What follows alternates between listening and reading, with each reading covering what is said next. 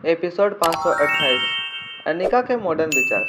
हर्षिता को देखकर अनिका को इस बात को लेकर ताज्जुब हो रहा था कि नए जमाने की लड़की होने के बावजूद वह इस तरह से अपने ससुराल वालों की बात सुन रही थी।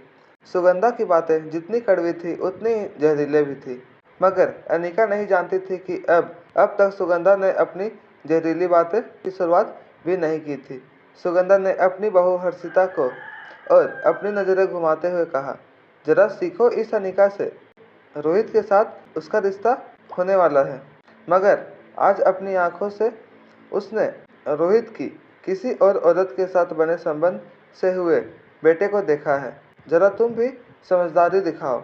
अगर तुम्हारा पति किसी और औरत के साथ संबंध बनाकर हमारे खानदान को वारिस देता है तो उसमें तुम्हें भी कोई हर्ज नहीं होना चाहिए। आखिर बड़े खानदान के लड़के एक जगह पर टिके नहीं रह सकते हैं, और चाहे बाहर वह किसी लड़की के साथ संबंध बना ले और उसका बच्चा घर लेकर आ जाए, फिर भी तुम ही सिंघानिया खानदान की बहू कहलाओगी। तुमसे तुम्हारे हक नहीं छीने जाएंगे। तुम्हें रहने देंगे हम खानदान की बहू बनाकर। तुम्हें कोई हर्ज नहीं होना चाहिए। तुम्हारे रहने खाने पीने का इंतजाम जिंदगी भर के लिए सिंघानिया खानदान उठाएगा। फिर क्या तकलीफ है तुम्हें? और अगर कुछ नहीं कर सकती तो मेरा बेटा तो इतना काबिल है, बाहर किसी खूबसूरत लड़की के साथ एक बच्चा कर ले आएगा। और फिर ऐसा करने में हर्ज क्या है? जो बेटा आएगा वह कहीं न कहीं बुढ़ापे में तुम्हारे ही काम आएगा। खानदान के बिजनेस को आगे बढ़ाएगा, खानदान के वंश को आगे बढ़ाएगा। मैं तो तुम्हारे ही फायदा की बात कर रही हूँ, और इसीलिए कह रही हूँ कि जरा विचारों को खुला करो। सुगंधा की बातें अब न सिर्फ हर्षिता के लिए बल्कि अनिका के लिए भी बर्दाश्त से बाहर हो गई थी। अनिका ने इस बार सुगंधा को आगे बोलने से रोकते हुए पूछा, आंटी, क्या आप मुझे बता सकती हैं कि आपके कितने बेटे हैं? सुगंधा ने जवाब देते हुए कहा, मेरा तो एक ही बेटा है। मैंने तुमसे कहा ना कि हमारे खानदान को वारिस की ज़रूरत है, और हम सबकी उम्मीद और निगाहें बस अब सिर्फ हर्षिता पर टिकी है। मगर यह है कि हमें खुशखबरी देने का नाम ही नहीं लेती। अब तक ना जाने कितनी दवाइयाँ ले चुकी है, लाखों रुपए खर्च कर चुकी है, मगर कोई नतीजा ही नहीं निकलता है। इसलिए तो तुमसे कह रही हूँ, बेटा जरा देखो और पता तो करो कि आखिर क्या बीमारी छुपी है इसकी कोख के अंदर, जिसका इतना बड़ा नुकसान हमारे पूरे खानदान को उठाना पड़ रहा है। अनिका ने अपनी आवाज़ ऊंची करते हुए सुगंधा से कहा, आंटी, दरअसल इसमें गलती तो आपकी है। जो बातें आप अभी मुझे और अपनी बहू को समझा रही है कि एक औरत को अपने विचार खुले रखने चाहिए और अपने पति को बाहर संबंध बनाने देने चाहिए। काश ये विचार अपने खुद भी रखे होते और जवानी में अपने पति को दूसरी औरतों के साथ संबंध बनाते हुए देखते, तो आज आपको भी शिकायत नहीं होता। आपके 2-4 और बेटे होते, उन बेटों में से किसी एक की बीवी ने आपको वारिस दे दिया होता। मतलब सारी परेशानियों की असली जड़ तो आप ही है आंटी।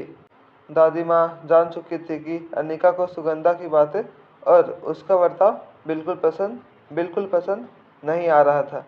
हालांकि अपने सास की बातें खुद हर्षिता को भी अच्छी नहीं लग रही थी, मगर हर्षिता को भी इस बात का डर था कि कहीं सुगंधा की बात से नाराज होकर अनिका हर्षिता का चेकअप करने से इनकार न कर दे।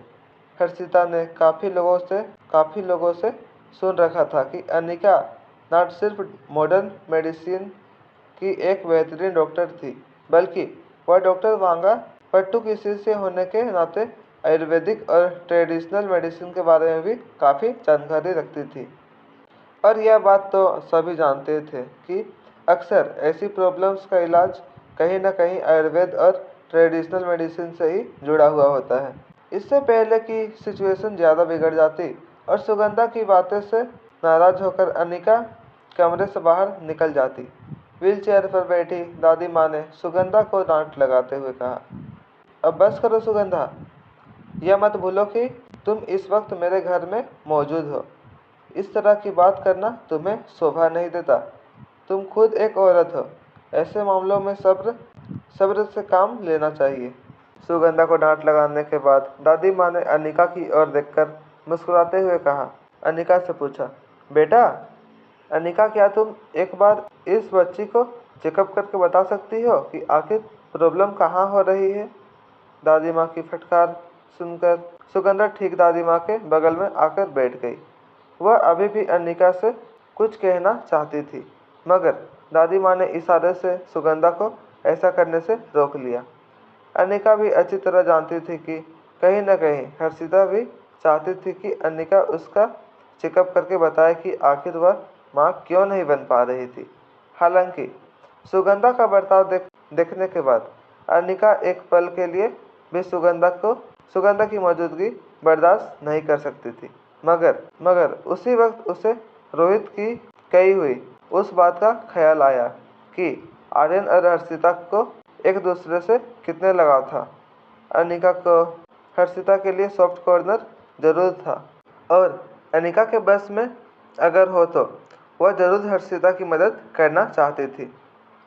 इसलिए हर्षिता को अपने पास बुलाकर अनिका ने कहा, जरा मुझे अपना हाथ देना। अनिका को यह कहते हुए सुनकर हर्षिता की आंखों में एक उम्मीद दिखाई देने लगी। उसे इस बात की तसल्ली हो गई थी कि अनिका नाराज होकर मुंह मोड़ने वाली नहीं थी। हर्षिता ने जल्दी से अपना हाथ अनिका की ओर आगे बढ़ा दिया। अनिका ने हर्षिता का हाथ अपने हाथ में लेकर उसकी नब्ज पर अपनी उंगलियां रखी। आयुर्वेदिक और ट्रेडिशनल मेडिसिन में पेशेंट के शरीर को डायग्नोज करने के लिए उसकी नब्ज को चेक किया जाता था। अनिका ने भी डॉक्टर वांगा पट्टू से यह टेक्निक सीखी थी। हर्षिता की नब्ज कुछ देर तक चेक करने के बाद अनिका ने हर्षिता का हाथ छोड़ दिया। दादी माँ और सुगंधा काफ़ी बेचैन होकर अनिका की ओर देख रहे थे। वह जानना चाहते थे कि आखिर अनिका का क्या कंक्लूजन था। क्या हर्षिता कभी माँ बन सकती थी? और अगर कोई प्रॉब्लम्स थी तो वह क्या थी? और उसे किस तरह सुलझाया जा सकता था? अनिका ने दादी माँ की ओर देखकर कहा, इस लड़की का शरीर तो बिल्कुल ठीक है। यह पूरी तरह से हेल्दी है। मुझे नहीं लगता है कि इससे माँ बनने में किसी भी तरह की तकलीफ होनी चाहिए। अनिका का यह जवाब सुनकर सुगंधा और दादी माँ दोनों हैरान होकर एक दूसरे को देखने लगे। सुगंधा ने अपनी जगह से खड़े होते हुए अनिका से पूछा, अगर ऐसी बात है तो वह फिर माँ क्यों नहीं बन पा रही है? 3 साल हो गए उसकी शादी को, मगर अब तक इसके पाँव भारी क्यों नहीं हुए? इसका क्या कारण हो सकता है? अनिका ने अपने सामने खड़ी हर्षिता की ओर देखकर पूछा, मुझे नहीं लगता तुम्हारे खानदान में किसी को इस तरह की प्रॉब्लम्स हुई है। मेरा मतलब है, क्या फैमिली हिस्ट्री में किसी के बेऔलाद होने की खबर है तुम्हें? अनिका के सवाल पर हर्षिता ने ना में अपना सर हिला दिया। सुगंधा ने अनिका की ओर देखकर कहा, अरे वही तो पूरी बात है। इसके पूरे खानदान में लड़कियों ने शादी के कुछ ही महीनों में खुशखबरी सुना दी थी। इसकी सबसे बड़ी बहन ने एक साथ 3 लड़कों को जन्म दिया था और इसकी मझली बहन ने 2 बेटी और फिर 2 बेटा को जन्म दिया था, वह भी शादी के 4 से 5 साल के अंदर। हमें यही बात तो अच्छी लगी थी। सोचा था कि इनके खानदान की लड़की को घर ले आएंगे तो जल्द से जल्द हमारा घर भी बच्चों से हरा भरा हो जाएगा, मगर नहीं, इस लड़की ने तो हमारे सारे सपनों पर पानी फेर दिया। बजाय इसके कि मुझे दादी बना दे। अब इस उम्र में आंखों में सपनों की जगह आंसू लिए घूमती हूँ। एक डॉक्टर से दूसरे डॉक्टर के क्लिनिक पर भटकते भटकते अब तो मेरे घुटने भी दर्द होने लगे हैं।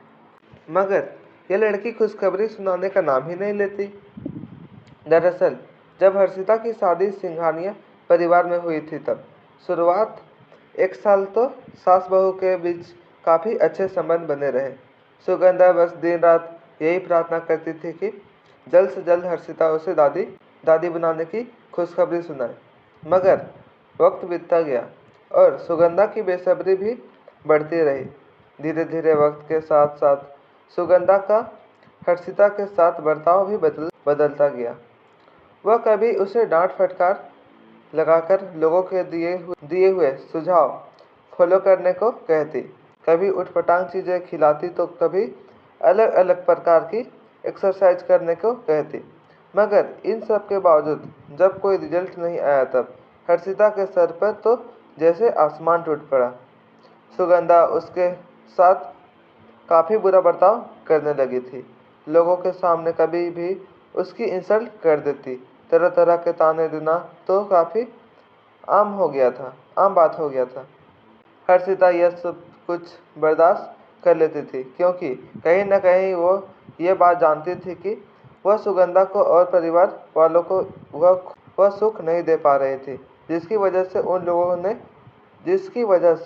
उन लोगों ने उसे अपनी बहू बनाया था। जैसे जैसे दिन बीतते गए वैसे वैसे हर्षिता पर तरह तरह के एक्सपेरिमेंट किए जाने लगे।